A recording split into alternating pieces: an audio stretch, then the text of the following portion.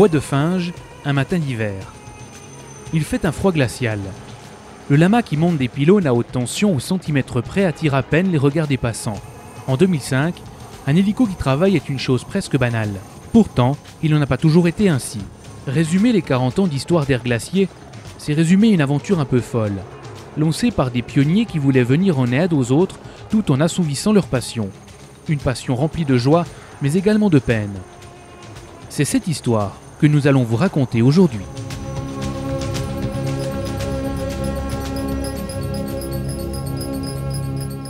Les gardiens de cabane le savent bien. Avant l'arrivée des premiers avions, tout se transportait à dos d'homme ou de mulet. Des charges qui pesaient parfois plus de 40 kilos. Un beau jour, on eut l'idée à l'aérodrome de Sion d'équiper un Cessna 140 d'une trappe de largage. Nous suivons un des avions de ravitaillement dans un deuxième appareil. Attention! Pour les marchandises fragiles, il y avait le parachute. Pourtant, il fallut trouver un jour le moyen d'atterrir. La chose n'était pas toujours évidente.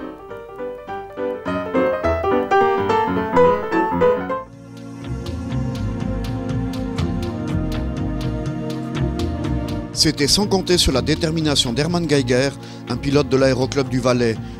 Le 10 mars 1952, il atterrit sur le glacier de la Kander avec un Piper Super Cub. La technique du vol en haute montagne allait rapidement devenir adulte. C'était un essai sans permission de l'Office de l'air. C'était un peu un truc hors la loi.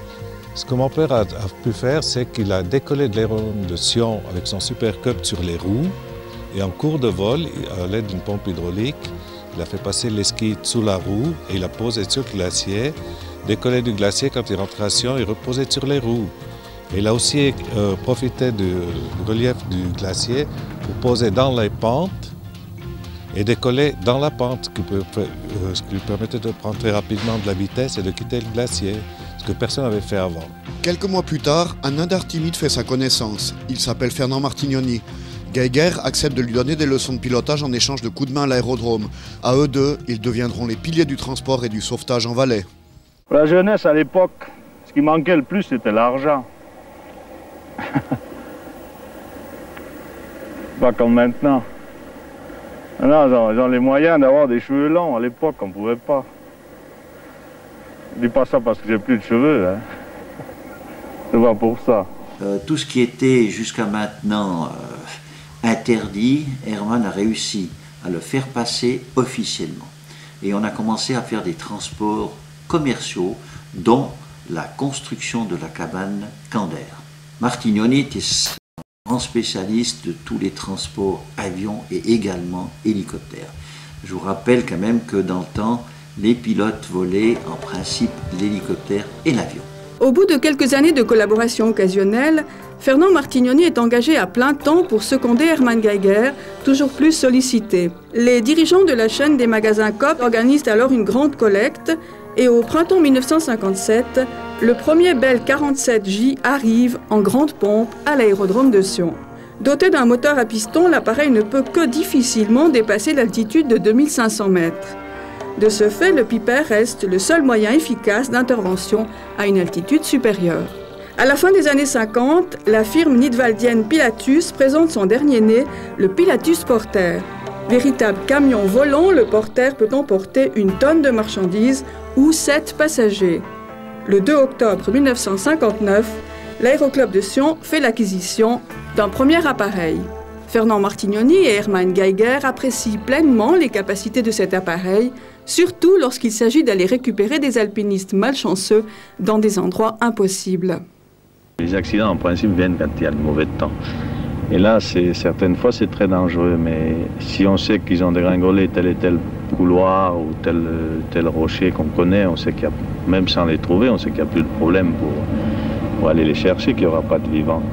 Mais quand c'est d'autres accidents qui sont plus petits et quand il y a la possibilité de retrouver des blessés vivants, alors ouais, vraiment on prend des risques alors là.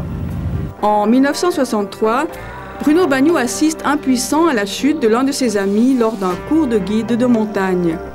Appelé sur les lieux avec l'un des hélicoptères Bell, Hermann Geiger ne peut atterrir en raison des faibles performances de sa machine. Bruno Bagnoud entend alors parler d'un nouvel hélicoptère construit par la firme française Sud Aviation, l'Alouette 3. D'un prix de plus d'1 million de francs, cette machine est dotée d'une turbine de 550 chevaux, pratiquement insensible aux effets de l'altitude. Quand le cours était terminé, j'ai dit à Herman, qu'est-ce qu'on peut faire pour pouvoir sauver? J'ai vu dans le journal qu'un hélicoptère s'était posé au sommet du Mont Blanc avec beaucoup de vent et puis 5 personnes à bord. Et là, Herman Geiger m'a répondu, mais ça c'est une Alouette 3 avec une turbine qui coûte 1 500 000 francs suisses par rapport à nos hélicoptères que nous avons qui coûtent environ 300 000 francs. On a fait un deal en disant, écoute, toi tu connais l'aviation, moi j'essaie de me débrouiller pour trouver le financement de cette machine. Les banques ont trouvé l'idée bonne, mais les médecins de Sion aussi, mais ils ont dit, écoutez, ça c'est un élément, un objet neuf que personne connaît, et nous ne voulons pas prendre le risque de vous enfoncer cet argent. Et c'est là que j'ai heureusement rencontré M. René Spar, qui était lui à ce moment-là président de l'Aéroclub de Sion, et qui faisait partie d'un conseil d'administration d'une banque qui s'appelait la Caisse d'épargne du Valais. Et je lui ai demandé, j'écoute, voilà, mon projet est le suivant, je veux acheter une Alouette 3, je veux fonder une autre société qui se spécialise dans le domaine du sauvetage et j'ai besoin d'1 500 000 sans aucune autre garantie. Et très gentiment, il m'a répondu, écoute, je vais essayer de discuter avec ma banque et je te réponds d'ici quelques jours. Il y a à peine 3 jours passés après ma demande qui m'a donné un petit coup de fil en me disant, j'ai pas 1 500 000, mais j'ai 600 000 francs à ta disposition.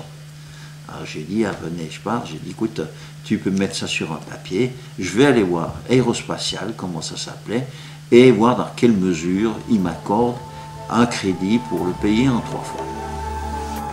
À l'aérodrome de Sion, les courageux pilotes poursuivent leurs activités aux commandes du Pilatus et du Bell. Entre-temps, Bruno Bagnoud a trouvé le moyen d'acheter l'hélicoptère tant convoité. Il propose à Martignoni un poste au sein d'une nouvelle société. Au début août 1965, Bruno Bagnoud prend possession de la première Alouette 3 civile de Suisse et d'un Pilatus Porter.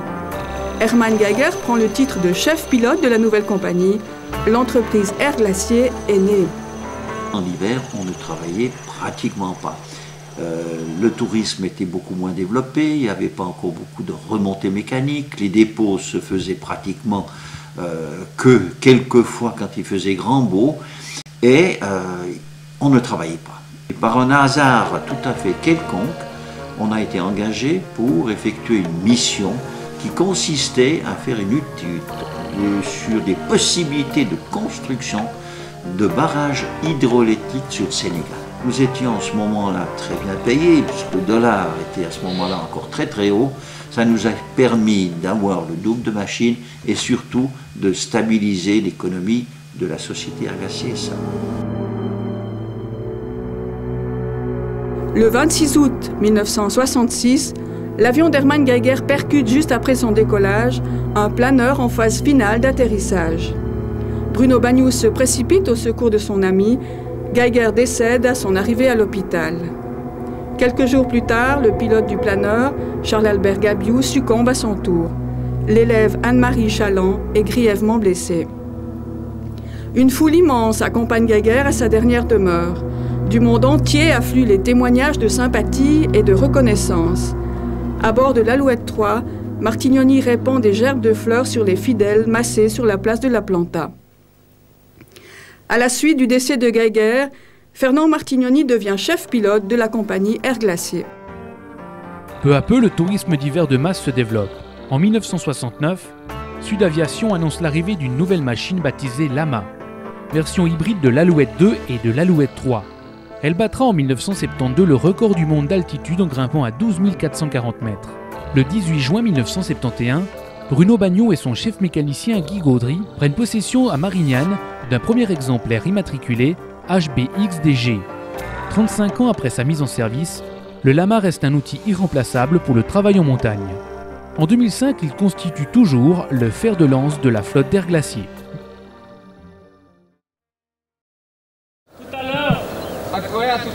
Aéroport de Sion, samedi 19 juin, il est 7 h du matin. Dernière vérification, nous décollons dans quelques minutes pour la cabane Rambert.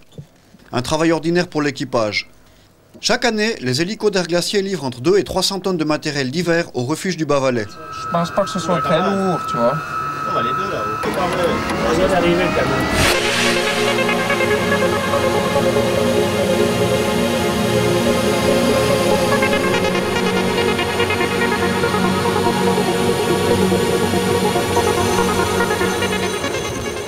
Premier briefing à Ovronad où seront transportés hommes et marchandises en plusieurs rotations. C'est la routine. Le seul problème de la journée, c'est cela. Turin. C'est Turin alors. Ah ouais.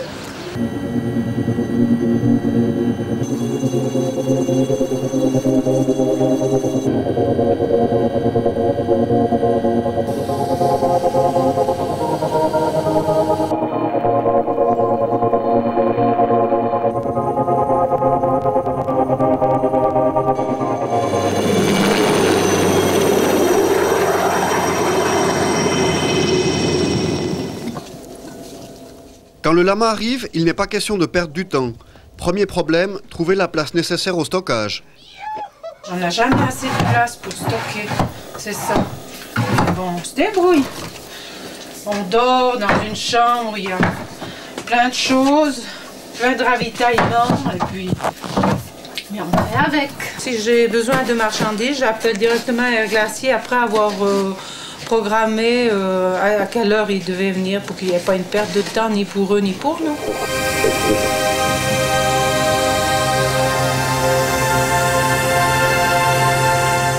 À 2500 mètres, on ne parle pas d'argent, paraît-il. La minute de vol coûte environ 30 francs, mais les rapports entre gardiens et transporteurs ne se limitent pas à de simples considérations mercantiles. La complicité est totale. C'est des gens merveilleux, pas seulement pour la livraison, pour tout ce qu'ils font dans leur métier. Et le plaisir de leur dire bonjour au moment où ils passent là, ils font un petit signe, on entend venir l'hélicoptère. Non, c'est plus qu'un pilote, c'est des amis. Je pense qu'on peut considérer ces gens comme des amis. Et toujours le plaisir de pouvoir partager un morceau de gâteau et boire un café et peut-être un verre de vin, mais en général ne boivent pas d'alcool. Après la pause croissant, nous redécollons en direction de la Forclaz pour ravitailler la cabane du Trien. Rebelote, on charge des pommes de terre, des couvertures et tout le nécessaire à cet établissement.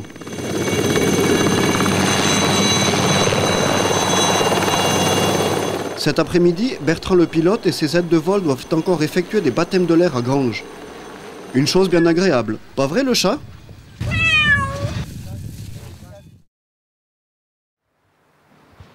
« 1971, c'est l'année de l'arrivée du lama, mais c'est aussi la création de la base de Lauterbrunnen à quelques minutes de vol de l'Eiger et de la Jungfrau. Le 24 décembre 1971, j'ai effectué le survol de Sion à Lauterbrunnen avec la première Alouette 3, immatriculée XCM.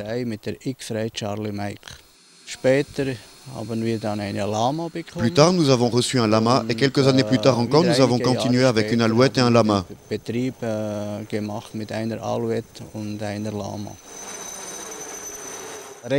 Le but principal, c'était le sauvetage et le transport de matériel. En été, nous assurons le ravitaillement des cabanes du club alpin suisse, pour l'infrastructure de Wengen, de Muren, pour les télésièges et les téléskis. Nous effectuons également du transport de béton, des vols touristiques. Au printemps, il y a l'héliski, nous amenons des skieurs sur les glaciers. Pour le reste, de l'automne à l'hiver, nous avons des préparations pour les courses de ski à Lauterbrunnen, du transport de matériel et de machines pour la neige.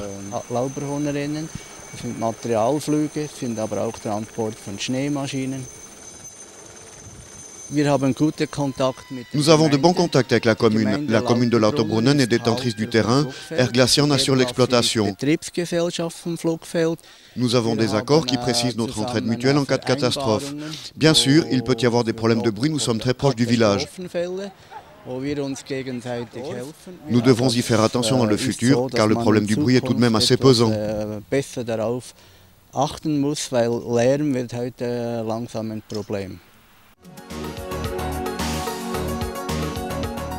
Depuis plus de 30 ans, les fidèles de l'aéroport de Sion côtoient un petit homme barbu au regard malicieux. René Mining, c'est presque une légende vivante, celle qui incarne toute l'époque de Fernand Martignoni, avec qui il a partagé d'incalculables heures de vol.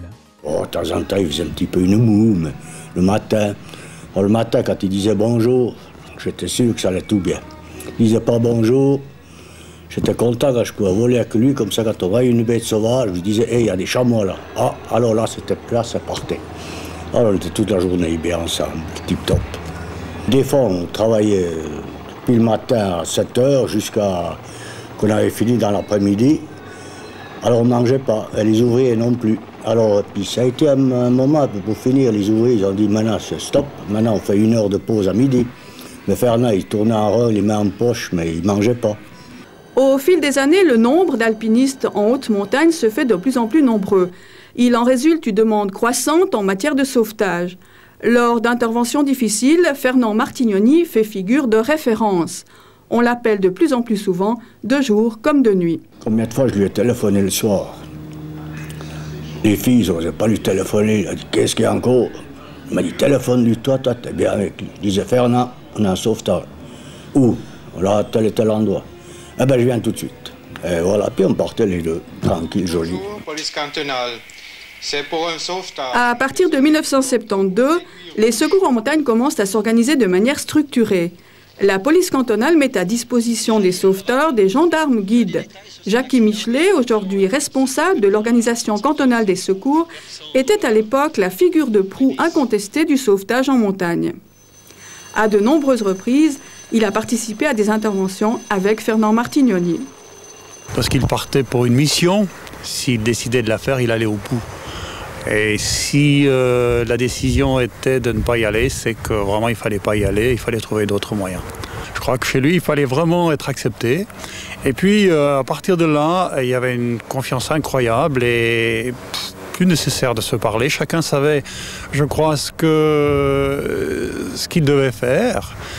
Et bon, peut-être une ambiance particulière, c'est parce que nous étions tous les deux de Nada. Certains aides de vol venaient aussi de Nada, donc on avait parfois un équipage complet nadar, et ça faisait un petit plus, je dois dire, au niveau de la complicité.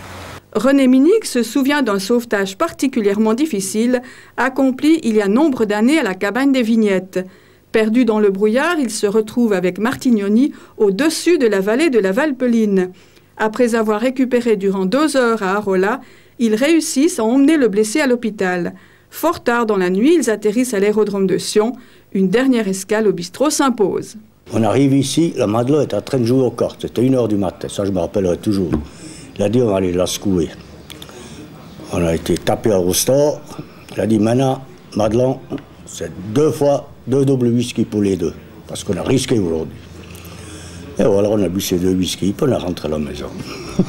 Homme d'une modestie légendaire, Fernand Martignoni n'aimait pas que l'on parle de lui. Pourtant, les distinctions s'accumulent au fil des années. Ami du chanteur Gilbert Bécaud, il côtoie des célébrités venues du monde entier. En août 1982, Fernand Martignoni est lauréat du prix Runzi qu'il reçoit des mains du conseiller Guy Genoux.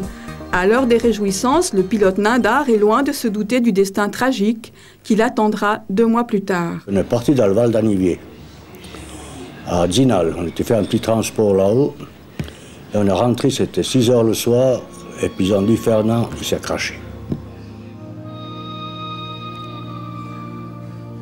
Ça, je me rappellerai toujours. Et je suis sorti du bureau enlacé.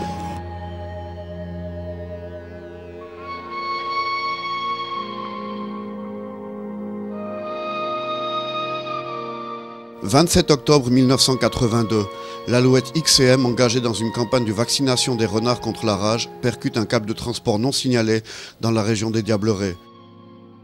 L'hélicoptère tombe en position inversée et explose. Outre Fernand Martignoni, les 4 passagers sont tués. Il s'agit du vétérinaire cantonal Georges Brunner, son adjoint Marc Michaud, leur secrétaire Jeannette Rowe et le professeur Franz Steck de l'université de Berne. Comme si ce drame ne suffisait pas, le commandant des pompiers Georges Pichard décède d'un arrêt cardiaque. C'était tous les jours. Dimanche comme la nuit pour les sauvetages, j'étais toujours là avec lui. Je crois que de lui reste surtout l'exemple, et puis je dirais, reste aussi surtout son fils, qui est bientôt chef mécano des hélicoptères à Sion. En 1983, la compagnie s'implante dans le Chablais, plus précisément à Colombais. Entre transport à l'élingue, traitement des cultures et sauvetage, les activités de Colombais sont très variées. Christian Rosa, pilote chez Air Glacier depuis 10 ans, est aujourd'hui responsable de la base. Nous sommes 11 personnes à travailler ici. Nous travaillons essentiellement sur un lama, le X-Ray Golf Papa, et l'hiver sur un lama et une alouette. On travaille beaucoup sur le plateau suisse également. Nous travaillons jusqu'à Genève, en ville. Nous allons assez régulièrement pour les sulfatages lac de Bienne. Mais notre lieu de travail principal est le Chablais, les Val d'Illier et le Chablais vaudois. Nous n'avons pas les sauvetages l'été. Nous gardons les sauvetages l'hiver une fois que les pistes de ski sont ouvertes. Nous avons une très bonne collaboration avec Rega et nous travaillons l'hiver avec eux et l'été, Session qui assure les sauvetages dans le Chablais et le Chablais valaisan principalement. Nous mettons en route les alouettes pour cet hiver, justement pour la période de sauvetage qui s'annonce. Alors maintenant, la principale activité des mécaniciens est justement de réviser ces alouettes et mettre la mécanique des lamas que nous utilisons moins l'hiver pour les mettre sur ces alouettes qui vont travailler beaucoup cet hiver. 1988. Air Glacier renforce sa présence dans l'Oberland. Elle s'installe à Saanen, à 2 pas de la station de Gstad. Elle y assure de nombreux sauvetages. Christian Brandt y partage ses activités entre le bureau et le terrain comme assistant de vol. Il y a 2 pilotes fixes ici, 3 assistants, 2 mécanos, une secrétaire et puis quelques auxiliaires. En été, nous, on travaille comme des transports, du bois, du béton. Ça, c'est le travail en été. En hiver, on a souvent des vols taxis. On n'a qu'une équipe pour faire piquet sauvetage. Une deuxième équipe qui fait héliskiing, minage, des vols taxis. Ça, c'est le travail en hiver. On connaît bien la région. Et puis, comme on est valaisan, on n'a pas de problème ici, au Berner Oberland.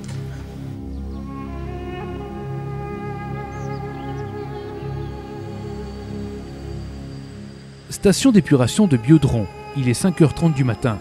Pour Jean-Louis et ses aides de vol, c'est une journée ordinaire qui commence. Au programme aujourd'hui, le traitement de vignes au-dessus de fûts. Depuis plus de 20 ans maintenant, Air Glacier offre ses services aux vignerons romans.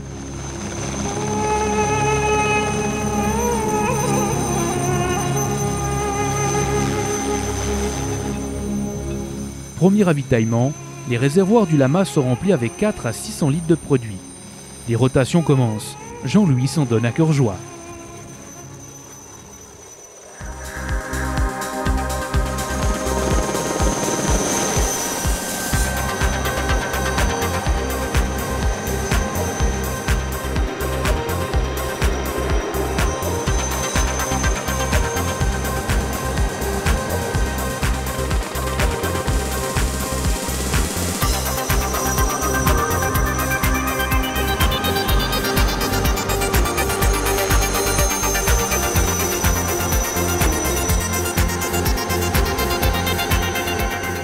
J'adore voler et puis pour moi, on peut retrouver cette sensation de la technique de vol hélicoptère seulement dans les vignes.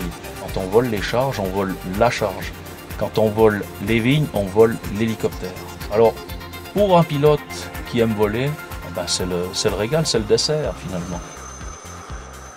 Le pilote se repère dans le terrain en suivant des balises de couleurs différentes. Il doit maintenir une vitesse de 55 km/h tout en restant le plus bas possible. Les marges de manœuvre sont parfois infimes.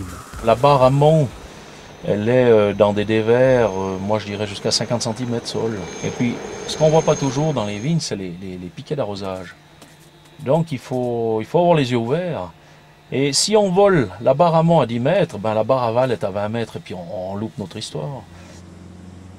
Alain Dorsa est conseiller technique en produits agricoles. Son job est de vérifier l'application des mélanges, pas n'importe lesquels. La loi est stricte. On applique uniquement des fongicides, donc c'est surtout pour lutter contre le mildiou et l'oïdium, deux maladies qui peuvent créer d'importants dommages en perte de récolte, mais aussi en qualité de raisin, qualité du vin. Donc les insecticides sont complètement interdits.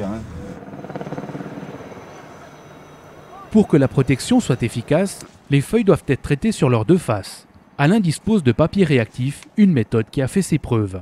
Simplement les clipper. Au-dessus, au-dessous.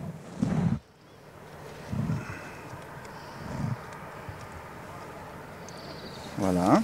Et puis, en fonction du sens de rotation, on pourrait mettre sur la face est, ouest, nord, sud, etc. On va mettre ça sur une autre hauteur pour regarder tout ça. Rapide et efficace, l'hélicoptère n'utilise que 100 litres de produit par hectare, contre le double lors d'un traitement manuel. Malgré son côté impressionnant, le travail reste relativement sûr, à condition de respecter certaines règles. Je vais voler et je vais voler toujours la même chose, surtout en début de saison. Et au début de la saison, j'ai aucune fatigue. À la fin de la saison, je vais faire les mêmes gestes, les mêmes rotations. Je vais me poser la question pourquoi je fais ça. Mais je fais ça parce que c'est sûr et là j'ai la sécurité.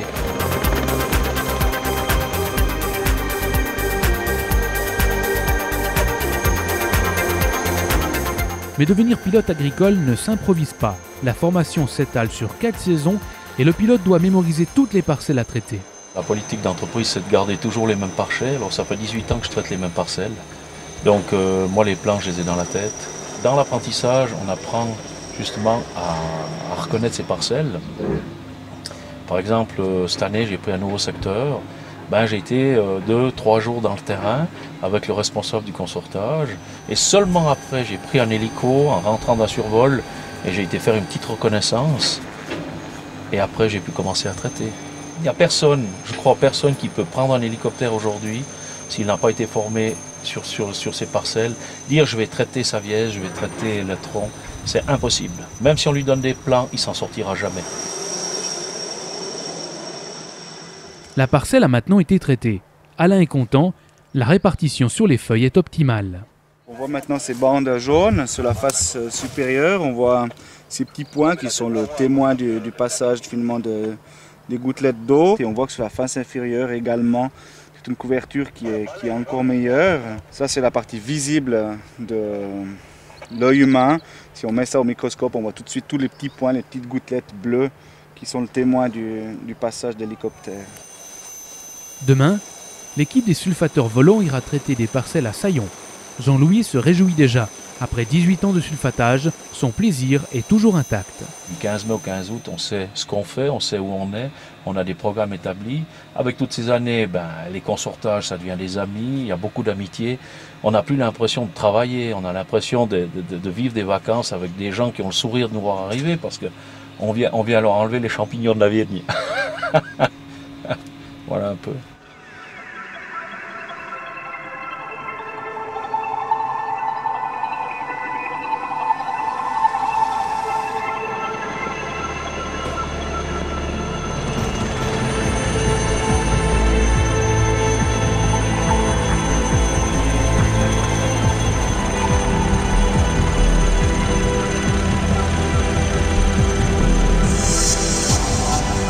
Printemps 2005.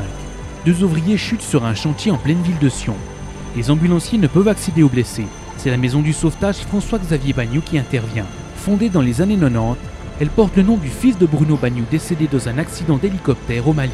Un accident qui avait endeuillé le Valais entier.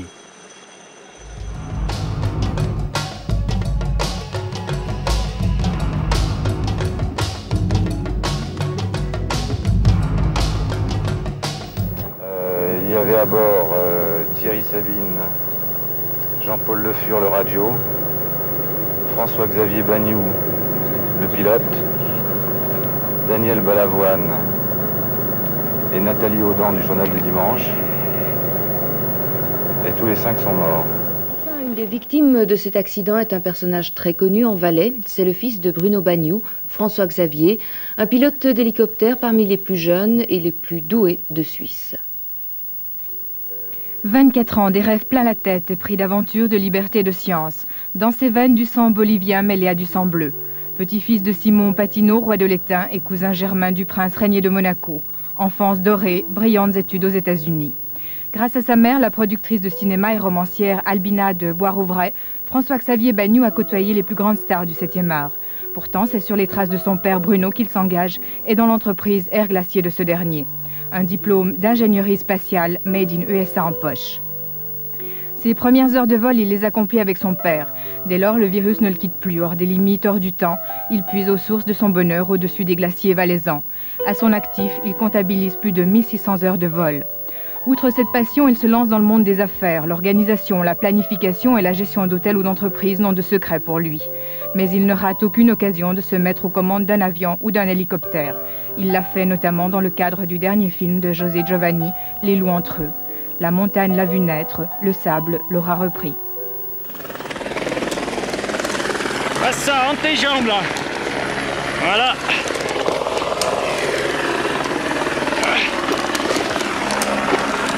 Ça va? D'avoir une autre sangle de l'autre côté. Ça va? Ça va, je suis vraiment désolé. Qu'est-ce qui t'est arrivé? T'es pas blessé? T'as quelque chose dans quelque part? J'ai rien, mais je suis trop... Je vais jouer au con. Ah? Je vais jouer au con.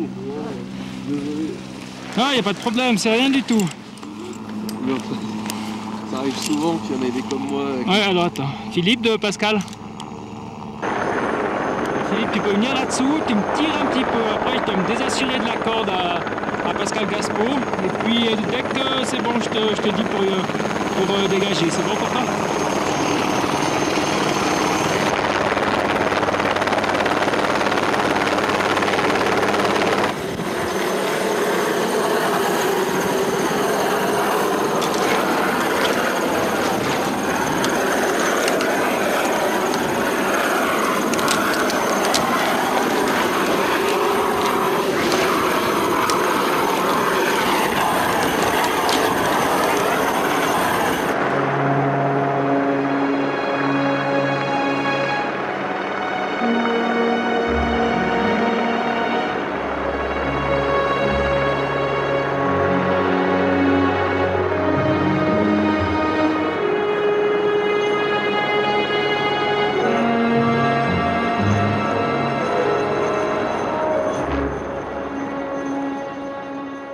Les opérations de sauvetage telles que celle-ci, la maison du sauvetage ne les compte plus.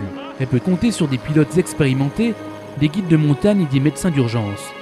Mais ces missions ont un coût que les assurances ne prennent pas toujours en charge. Pour quelques dizaines de francs par année, Air Glacier propose une carte de sauvetage qui peut éviter aux victimes de lourdes conséquences financières d'un accident. Alors la carte de sauvetage sert à beaucoup de choses. D'abord, au fond, de faire le lien avec ce que les assurances ne payent pas. Par exemple, les vols de recherche ou les vols de prévention. Si jamais vous êtes quelque part en montagne, il y a beaucoup de neige, un danger d'avalanche, vous n'êtes pas blessé, mais vous devez descendre. La carte de sauvetage prend en charge cette prévention de vous transporter depuis la cabane jusqu'en plaine, ce que ne fait pas une assurance. Et en plus de ça, nous couvrons aussi toutes les bêtes de rapport, que ce soit un chien d'avalanche, que ce soit une vache, que ce soit un cheval. Les interventions de recherche ou d'avalanche peuvent coûter, rappelons-le, plusieurs dizaines de milliers de francs. Existe-t-il une limite avec les cartes proposées par les compagnies aériennes? La limite chez nous, c'est le côté raisonnable du cas. Nous cherchons les personnes jusqu'au moment où il nous semble, si on ne les a pas trouvées, que leur destin est fixé. Mais si nous sommes sûrs qu'ils se trouvent dans une certaine région limitée, nous faisons tout ce qui est possible dans les mesures d'intervention pédestre, aéroportée ou par des conducteurs de chiens d'avalanche.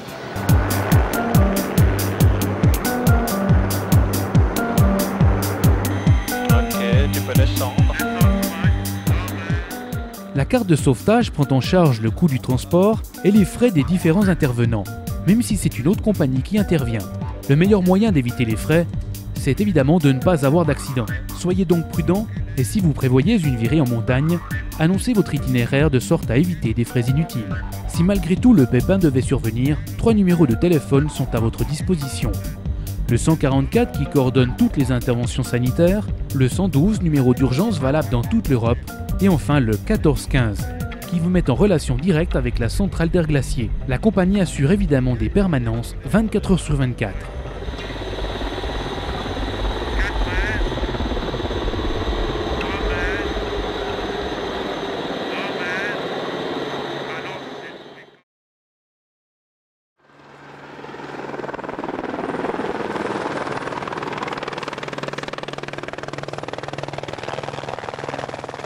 Héliport d'Arolla.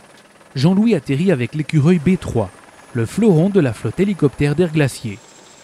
Fabriquée par Eurocopter, cette machine est la version haute performance de l'écureuil qui existe déjà depuis 1974. Capable de soulever 1400 kg au niveau de la mer, le B3 croise à 250 km/h. Aujourd'hui, il est engagé dans le vol d'héliski.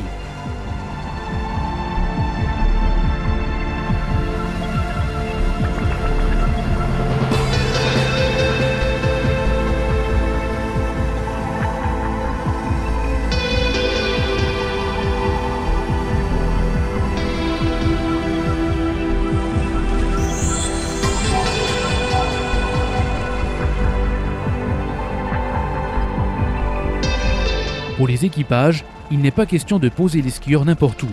La réglementation est stricte. En Suisse, seules 48 places en montagne sont agréées pour de telles déposes. Le ski d'abord a pour nous une utilité économique, puisque pendant la période d'hiver, c'est la période calme jusqu'à Pâques, et comme notre personnel est engagé sur l'ensemble de l'année, nous devons survivre. Ça nous permet de suivre.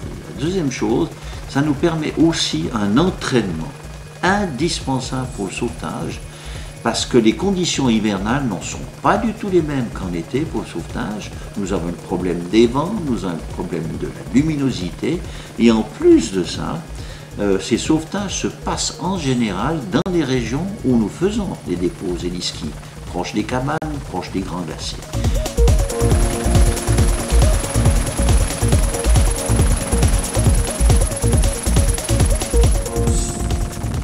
Les descentes se font en général au printemps, sous la conduite d'un guide de montagne. Les bases d'air glacier vous renseigneront volontiers sur les différentes possibilités qu'il existe dans la région.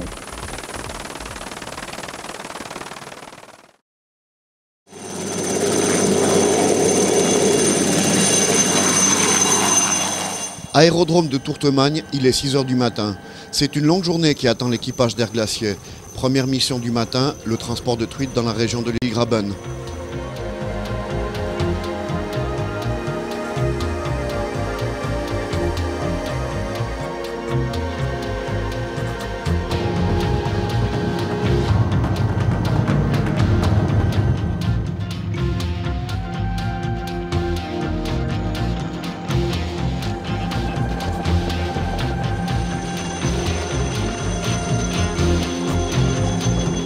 Basée à Gampel, la station ovalaisane d'Air Glacier a pris ses quartiers au début des années 80. Aujourd'hui, c'est une équipe dynamique qui dessert toute la partie germanophone du canton.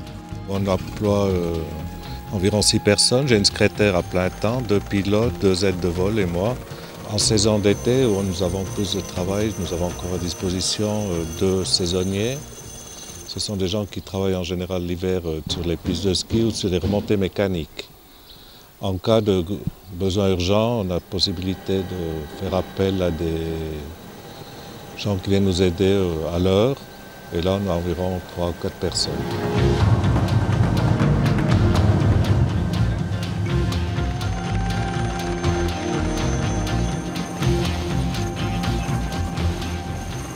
L'équipage accomplit aujourd'hui ce que l'on appelle un programme régional. Les clients payent un forfait symbolique pour faire venir l'hélicoptère sur les lieux du transport. Les rotations leur sont ensuite facturées à la minute de vol. Il s'agit d'une formule très intéressante pour les particuliers ou les gardiens de cabane. Mais les programmes régionaux ne sont qu'une facette du travail de la station de Gampel. L'activité principale, c'est le transport de matériel, avec les paravalanches, le débardage, le transport de nourriture pour les cabanes ou pour les chalets en haute montagne qui ne sont pas accessibles avec des véhicules. Nous faisons aussi des vols de plaisance, des vols de photos, mais pas de sauvetage. L'hiver, une des principales activités qui nous restent, c'est les lit-skis et le déclenchement des avalanches, ou s'il y a des grandes catastrophes, c'est l'évacuation des personnes de villages isolés.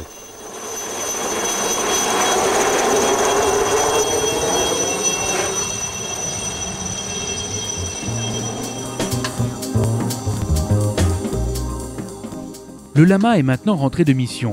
Conçu au milieu des années 50, sa mécanique demande des soins particuliers. En fin de journée, c'est le rituel de la pompe à graisse. Les machines sont contrôlées, on peut même dire bichonnées. Jour après jour, les mécaniciens d'Air Glacier assurent la maintenance de la vingtaine d'hélicos que compte la compagnie. Le travail quotidien sur les hélicos, c'est surtout la maintenance journalière. Quand la machine est à voler, bien sûr, il faut un contrôle journalier, un graissage, contrôler les bouchons, regarder que si la machine elle est en bon état, qu'il n'y a pas eu des incidents pendant la journée. Les contrôles périodiques, c'est surtout des 25, 100 heures, 200, 400, 800 heures. Ça, c'est des heures, effectivement, la machine qui a volé. Et puis ça revient régulièrement. Hein. Toutes les 4800 heures, les lamas, ils ont une révision totale. Alors, la machine, elle est complètement désossée, chaque cuisse est puis contrôlée, remontée, puis de nouveau au préau. Selon l'état de la machine, ça représente entre 1500 et 1800 heures de travail. On n'a pas le droit à l'erreur, ça c'est clair. On est toujours 4 yeux un minimum à contrôler. Si il travaille et fait le travail, le boulon, un filtre ou quoi que ce soit, il est toujours contrôlé par derrière pour voir si c'est contrôlé juste. Hein. L'hélicoptère, c'est clair que c'est quelque chose de spécial. Hein. Et puis c'est une passion si on travaille là-dedans. Comme quelqu'un qui veut devenir pilote, ça vient depuis l'enfance déjà. C'est pas rien qu'un job. Alors pour travailler sur un engin qui tient en l'air, c'est déjà pas mal.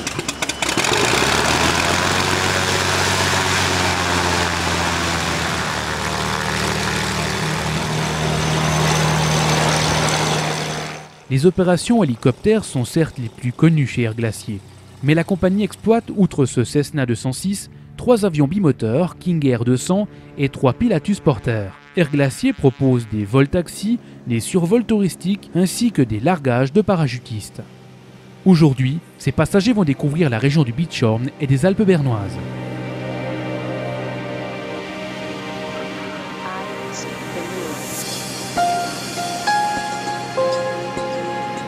Les avions ils se sont développés au fond plus tardivement. Ce développement maintenant, il se fait assez harmonieusement sur des destinations de 1 heure, 1 heure et demie de vol, comme la Corse, on va essayer la Croatie, on va essayer des autres destinations. Et pour nous, c'est aussi un apport très important, étant donné que le côté touristique avion doit se faire aussi au départ dessus.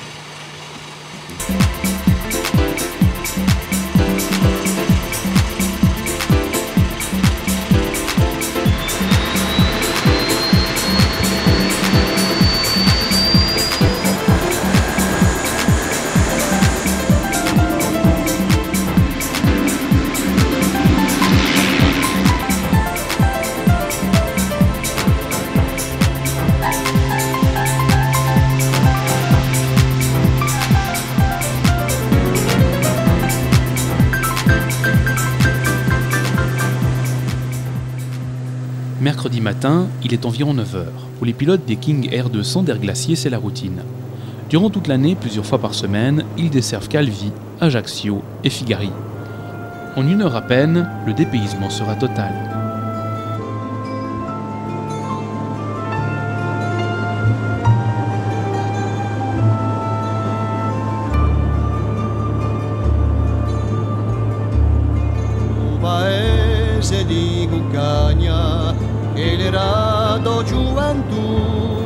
La Corse, c'est une île riche en traditions et en faits historiques. Première étape du voyage, l'incontournable ville de Bonifacio. Située à l'extrême pointe sud de l'île, elle est devenue célèbre pour ses falaises. Grâce à elle, la ville a repoussé maints envahisseurs par le passé.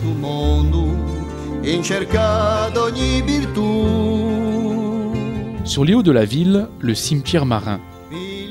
Le style est typique, le lieu plein d'émotions. À leur façon, les gens de Bonifacio rendent hommage à leurs ancêtres.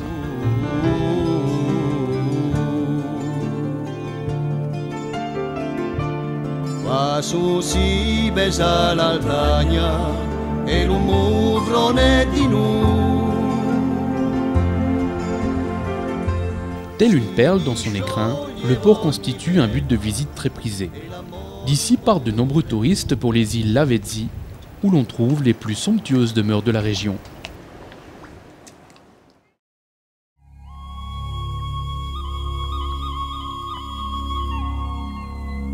Son nom est étroitement lié à celui de Christophe Colomb.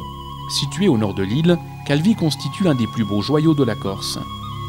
Le voyageur qui passe ici ne manque pas de découvrir sa baie et sa citadelle, haut lieu du tourisme par excellence.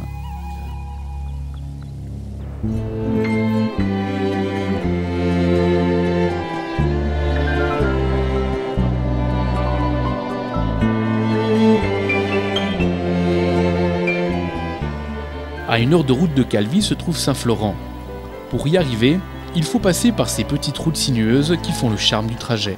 Le port et la station rappellent que la Corse est également une île de plaisance. Ici, les yachts de luxe côtoient les embarcations de pêche.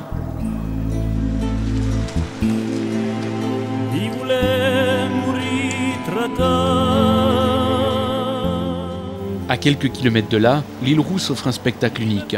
Son phare et sa tour veillent sur les ferries qui relient la région au continent.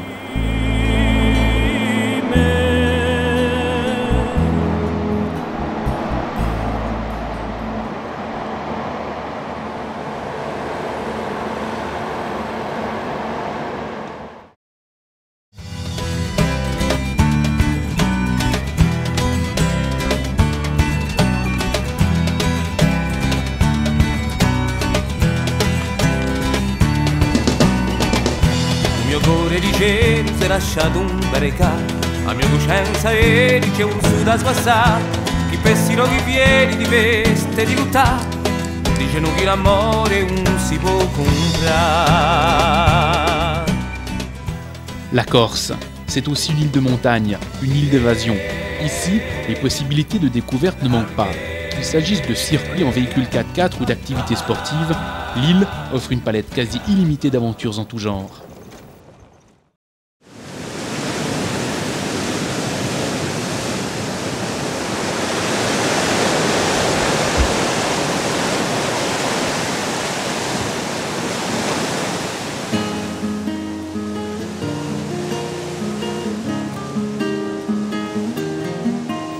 Nous sommes à Porticcio, juste en face d'Ajaccio, avec une vue imprenable sur son golfe. Ici se trouve l'un des hôtels les plus confortables de la région. Comme son nom l'indique, le Sofitel Thalassa offre à ses visiteurs des cures de thalassothérapie et d'autres soins variés. Le Sofitel Thalassa, c'est encore de somptueux jardins, une cuisine raffinée mais également toute une palette d'activités.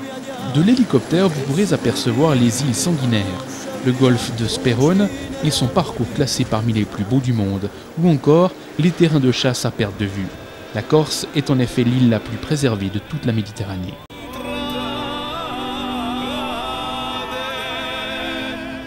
Notre périple aura duré 5 jours. 5 jours de rêve, 5 jours de découverte. Ici, même l'arrivée de la nuit offre un spectacle incomparable.